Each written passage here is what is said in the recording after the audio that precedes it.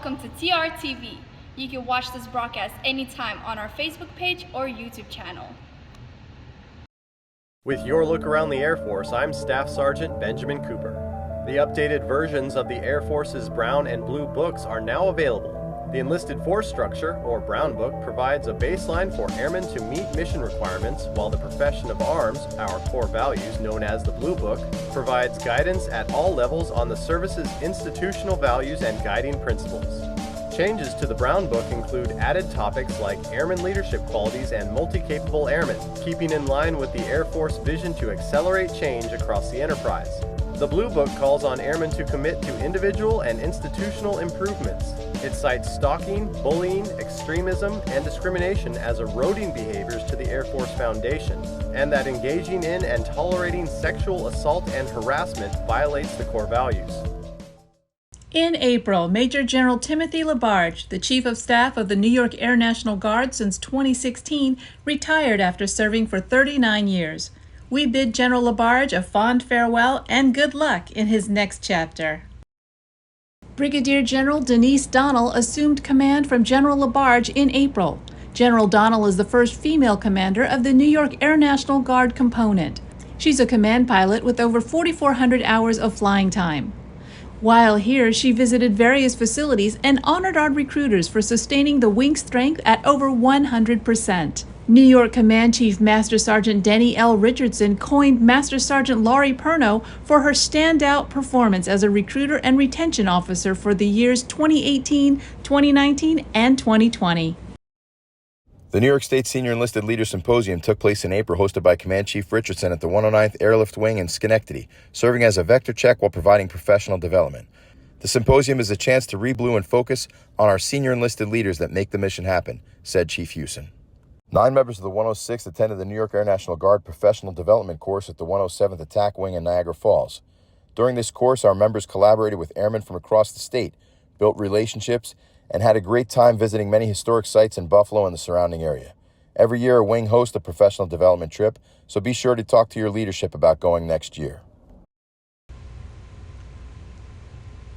Wing members, family, and friends gathered here on March 15th to remember the fallen aircrew of Jolly 5-1 on the 4th anniversary of their ultimate sacrifice.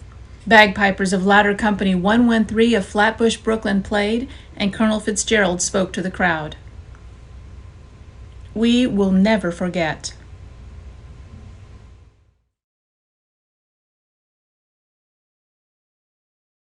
This past April marked 5 years since the Tamar rescue, perhaps the most complex rescue ever conducted in our wing's history, saving the lives of Barut Skirbitz and Jason Mendives, who were injured in an explosion in the middle of the Atlantic Ocean aboard a 640-foot cargo vessel. Our Security Forces Squadron packed 35-pound rucksacks and some team building into our last RSD. Hey, Captain DiGiacomo, 106 Security Forces Squadron.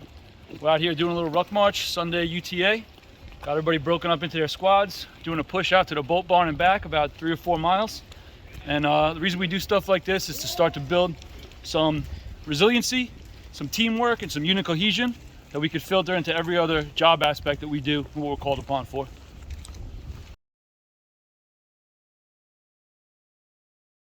Within maintenance avionics, we consider ourselves a very tight-knit family. We all re-enlist within front of the same flag. Just brings a closeness and brings us tighter together.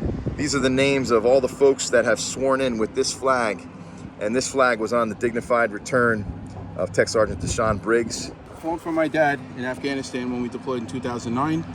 When he passed, I brought it out here. Master and Cullerin, this is your last RSD here? Sure is, sir. Outstanding. Thank you so much for your service. And how many years of service? 35. 35? 36. 36? 35. We just figured that out. That actually calculates out to be 106 years of collected service between 3 friends and patriots here. So 106 for the 106. Outstanding. After the March RSD, the Chiefs had a chili cook-off. Tasters had fun sampling the culinary delights, but the Chiefs meant business. Chief Jason Krenagel won the top spot, while Chief Robbie Hunt brought the heat for second place. And in what seemed to be a unanimous vote, Chief Brian Mosier won for a nameless title. But if you know, you know. Congratulations are in order for 3 of our outstanding wingmen. Senior Airman Jean Carlos Castillo of Civil Engineering is Airman of the Quarter. NCO of the Quarter is Staff Sergeant Salvatore Abamonte of Operations Support, and the Senior NCO of the Quarter is Master Sergeant Julio Alvarado of Civil Engineering. Job well done, gentlemen. There will be a Community College of the Air Force workshop on Sunday from 1100 to 1300. Please see the tactical calendar for location. Senior Master Sergeant Allison of Force Development and representatives from Suffolk County Community College will be on hand to speak with members about individual needs and goals. Printouts of member transcripts will be provided. Wing Personal Financial Counselor Paula Mucci encourages service members and their families, members who are transitioning to veteran status, and families of the fallen to join Zoom meetings for Financial Power Hour. This month's topics will include home and vehicle buying, welcoming a new child, and financial planning for deployment. For Zoom and contact information and a closer look at the calendar, please see the e-board. Become a certified trainer in suicide prevention or sexual assault prevention. Contact Melissa Macco or Victor Thompson Torres for more information. For details on all announcements in this broadcast, please see the e-board. On October 5, 1978, President Jimmy Carter signed a joint resolution marking an annual week-long celebration to honor the achievements and contributions of Asian Americans and Pacific Islanders.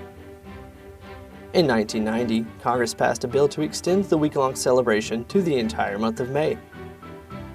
And 2 years later, the official designation of May as Asian Pacific American Heritage Month was signed into law by President George H.W. Bush. However, Asian American and Pacific Islander service members have served with distinction across every branch of the military, earning more than 30 medals of honor since the early 19th century, including Fire Controlman 2nd Class Telesforo Trinidad, who earned the medal after rescuing 2 shipmates when an explosion occurred aboard USS San Diego, Armor Cruiser No. 6.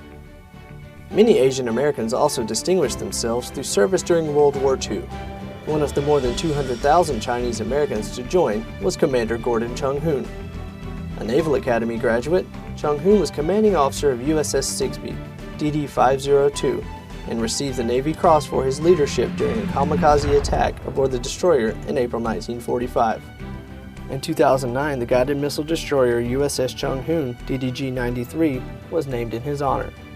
Lieutenant Susan Ann Cuddy blazed a trail when she became one of the first Asian American women to join the Navy during World War II.